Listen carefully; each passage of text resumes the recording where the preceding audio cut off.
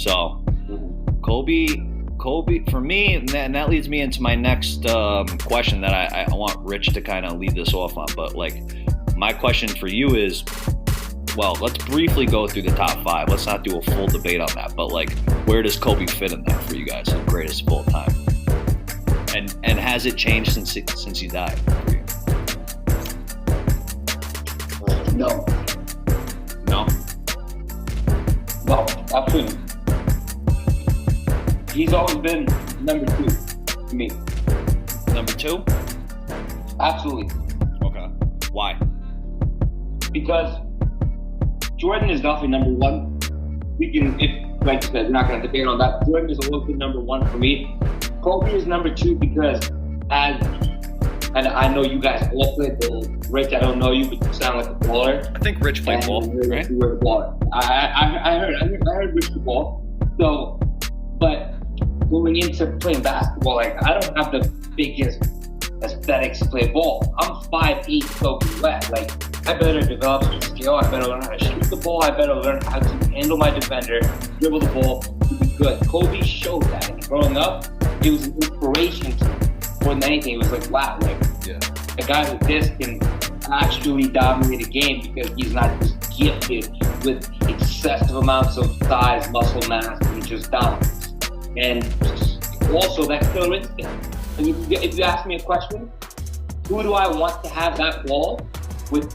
I'm down by 2, right? I hit a 3 to win it, but we take 2 and we go to overtime. I'm picking Jordan or Kobe. I'm not picking LeBron James. I'm trying to pick. I'm gonna use that next question. That I'm gonna have you lead that off on the next question. As who would you rather have to take the last? This is the next question, so don't answer yet. But who would you rather have to take the last shot, Jordan or Kobe? That's a fucking great debate. That's a great debate, bro.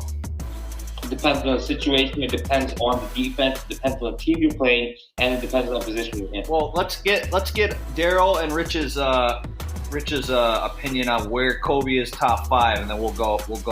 Who should take the last shot? Go ahead, Rich. Rich, are you still on the line, or are you eating Cheetos? What the fuck are you doing? Rich. Oh wait. Oh shit. He's not on there.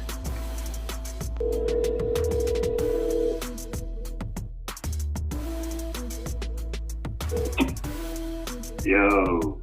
Rich. Yo. Are you on? Yeah. What happened? Y'all hung up on me. No, we didn't, bro. Everybody was still on the line. You were the only one who wasn't.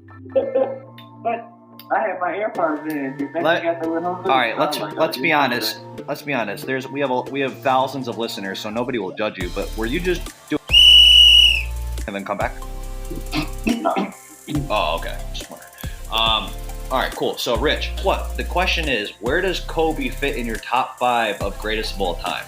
Like, where in the number in 1 through 5? Unless you're just being disrespectful and don't even have him in top 5.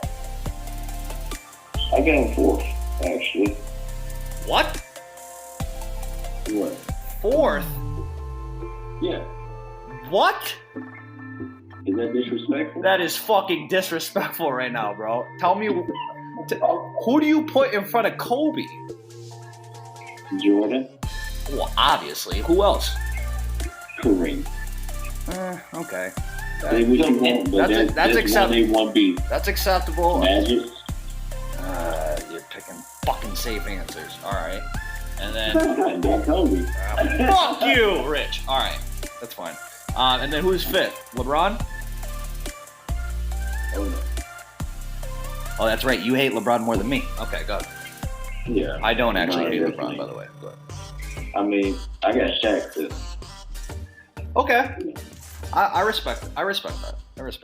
But that's crazy, though, that out of your 5, which isn't crazy to say, though, but out of your 5, 3 out of the 5 are Lakers. Yeah, they're Lakers. That is, but I mean, you can't really argue too much on what you might be able to argue Shaq, but then again, there's enough argument to back him being in the top 5. For me, it's like, I'm going to agree with Simon, and I think Daryl put him as number 2 too, but I'm going to put Kobe now as number 2. I'm not going to lie. I realized how great Kobe was, but after his death and going through basically just if you guys know me, I'm an interview junkie. I love interviews, but I also, just like any basketball lover, I watch basketball highlights. I went through a shit ton of basketball highlights of Kobe after his death, and it sucks that he had to die for me to do all that, but it just brought back the memories and showed kind of just how fucking lethal he was as a basketball player. The amount of work that he put in compared to his peers. There's a story that Allen Iverson told, right? Because they were coming up around the same time recently after his death. Allen Iverson was saying that when they first got cool, I guess they met up at a I guess they were high school seniors around the same time, and I think they were in the same type of all-star games or whatever. But once they got to the league, I guess they were playing each other, and then that night, Kobe and or AI asked Kobe if he wanted to go out to the club, and Kobe said, "Yeah, I'll go out for a little bit, but I gotta get to practice, or I gotta practice." And this was at night; there was no scheduled practice or anything. So I guess Kobe was driving, brings AI up to the club. AI gets out. He's like, "What? I thought you were coming." He's like, "Nah, man, I gotta go to the gym and work out." And AI's like, "All right." Mm-hmm. And this is when they were almost in their rookie year or the second year. And this is 18, 19-year-old Kobe and AI, a little bit older at that time, going into the club, which AI was the man at the time. He was probably dominant. He should be able to go to the club. But that just shows you the level of dedication that Kobe was already at the same level as AI at that time. But he was showing everybody that he's going to work harder than them. He's going to work harder than them, and he's going to outwork you, and he's going to let you know about it. And he's not only just going to let you know about it. It's not like he's just talking the talk and not walking the walk. He's talking the talk and then putting fucking 70 on your head the next game. This guy he lived. I'm jealous of Kobe for one reason, and I'm not jealous of him based off of anything that was given to him. I'm jealous of his mindset, because I try to have a similar mindset when it comes to everything, as far as kill it. But let's be honest, we all don't kill it. We say we're gonna put this much effort into whatever the task is, whether it be physical or work-wise or relationship-wise. We all say, "Yo, I'm gonna give it my all. But are you and I'm not trying to be philosophical, but this makes me think about it. Kobe makes me think about it. Kobe was the one who was saying that he was going to give his all and kill you, but he was the one who was in the gym at 2 a.m, fucking shooting 1,000 jump shots while you're at the club." Can I say one thing real quick? You can say a lot of things. Most people say this: "Oh, I'll try. Right. I'll try to do that. Yeah, I'll try." What's the difference between trying and doing? I think that was his mindset. I'm not going to try. I'm just going to do it. I don't care what I have to do. I'm going to do it anyway. And Corey, you're right. Yeah, we all are spoiled, pampered individuals a little bit more in this generation. Not as much as the generation that's coming up now. But we want to try. We want to try. We want to put it on the back. We don't want to just do it. We want to try. Why? Because it's easier to try. It's so easy to just try. Oh, I tried. Cool. Well, there's tomorrow. There's the next day. Yeah. But you didn't do it. You just tried to do it. And when you try something, you're going to try to do something, you're not going to do it. Sorry. Have a good time. Enjoy life. It's life is too short to get bogged down and be discouraged, or you have to keep moving. You have to keep going. Put one foot in front of the other, smile, and just keep on rolling. That's a fact. I agree with that big time, because that's exactly what I was saying, that Kobe was actually executing that a lot of us say we're going to. And not even in basketball terms or even physical. But it could be as much as, I'm going to make X amount of sales this month. But what goes into making those X amount of sales? Or what goes into making X amount of dollars, right? You got to do something different than what you were doing if you're not making those X amount of dollars last month. So you could talk all day and it sounds great and people say, "Good job, I hope you do it," and da-da-da. Kobe didn't need any of that. Kobe was by himself in the gym shooting those fucking jump shots so that when it's game time, those things are going in. And he's going to be better than everybody else out there because they're not doing what he's doing. And these are the best of the best in that fucking league at what they do, but he's better than all of them. Not based on what Simon was saying, not based on pure God-given talent, but literally hard work plus talent. That's what I said, man. You cannot substitute hard work. You just can't do it. No shortcuts. No shortcuts. It's not. It's never gonna be. You know, life can be short if you make it short. I don't really necessarily agree with like, oh, life is just short or whatever, but we'll get to that later. No. But it makes you think about like, you know, whatever kind of shit you had going on, like just let that shit go.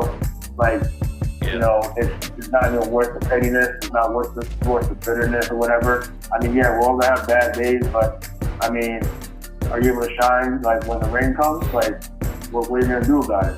So for me, it's like, you know what? You know, I go to the gym on the days that I'm off. You know, every single time I'm off, I go to the gym.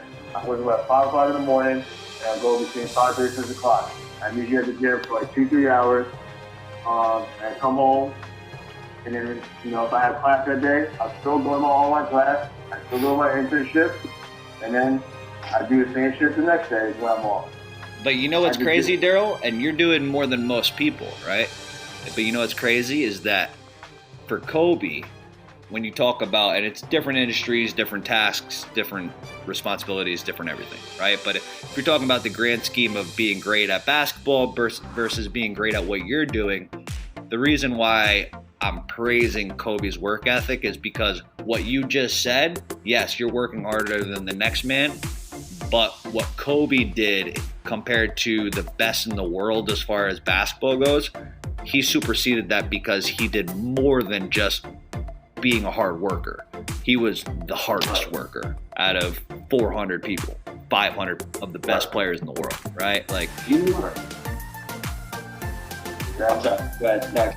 Rich. Actually, wait, Rich is, I still don't even know if Rich is still on here. This is so quiet. Rich. Yeah, I'm still here. All right. Rich, was there anything that you took away from, I mean, obviously it's all unfortunate, but was there anything that you took away from the Kobe death as far as like a positive, I guess, positive outlet or outlook, I want to say, positive outlook that you could take from it? Like as far as, I mean, it's hard to even make something positive out of that shit, but. Like, honestly, I think his lifestyle taught us all one thing, and that's give it all you got while you still got it, because we never know when our time is up. That's a fact. That's a fact. When he loved basketball, he wasn't like these other people. He wasn't doing no analyst stuff. He wasn't, you know what I'm saying? He wasn't doing anything to be associated with basketball anymore just because he gave basketball all he had while he was still in the NBA. Yep. You know, that's a fact. He pursued a new career once he retired. Didn't even think about basketball. He said he wasn't watching basketball until Gigi got him to watch it again. Yep, I heard that too. Because she wanted to play. Amen. He was proud. He was proud of her. You Man. saw how he was pushing that. Yeah. Like, and like, not even to mention the Netflix, ESPN. I mean the ESPN Plus show he got. You know. Yeah, no, everything he was doing, he gave it all he had. This man won an Oscar after he retired. Like, what? Oh yeah, we didn't even talk. That's a good point too. We didn't even talk about that. He won an Oscar after he was retired as one of the best basketball players ever. I feel better than winning a championship, to be honest with you. I swear I do. It's you know, growing up as a kid, I dreamt of winning championships, you know, and working really hard to make that dream come true. But then, like, to have something like this seemingly come out of left field, you know, and like, you know, I heard a lot of people tell me when I started writing, and they would ask me, what are you going to do when you retire? And I'd say, well, I want to be a writer. I want to be a storyteller. And I got a lot of, yeah, that's cute. That's cute. You'll be depressed when your career is over and you'll come back to playing. You know, to be here right now and to have like a sense of validation is, dude, this is crazy, man. I was a little worried about turning this into a film. I'd never done that, something like that before. And we were in a house and we were talking about it as a family. And my little 11-year-old Gianna goes, well, Dad, you always tell us to go after our dreams. So man up. Man up. So I had to man up and go for it. I mean, that nobody does that, but that just shows that I think it was definitely, I mean, as much as this might have had people questioning faith and God and all that other stuff, that kind of revalidates it for me as far as like just the accolades that he had, right? Nobody's done that before. Like, won 5 championships, been one of the most dominant basketball players ever, and then 2 years later after retirement wins an Oscar in a completely different type of industry, different type of field, different type of judges, one of the most prestigious writing and artist awards ever. Kobe's out of the game for 2 years after a 20-year career, going in from 18 to almost 40, and he's fucking winning an Oscar 2 years after his 20-year career. I mean, it's just, the guy was incredibly intelligent. Like, he spoke like 4 or 5 different languages. He didn't, that's why it's stupid when people say you need it, like, you're not smart if you don't go to college. Bitch, who the fuck are you talking to? Like, some of the smartest people in the world didn't go to college. That has nothing to do with it. Kobe was an extremely intelligent person. And that's why he was as successful as he was, not only on the court, but off the court, marketing, sponsorships, and then just strategizing and almost like moving into a new field and dominating that way. Dominating a field professionally as a writer the way he did on the court. You know how hard that is to do when you don't know that industry and you've only been doing one thing for 20 years at the highest level, and then you move on to the next thing, and then you take that Mamba mentality into writing, and then you win an Oscar? Bro, you're a fucking unreal person. What you come to realize is that the goal that he set out initially of becoming the greatest of all time was a very fickle one. And when you realize that the most important thing in life is how your career moves and touches those around you and how it carries forward to the next generation.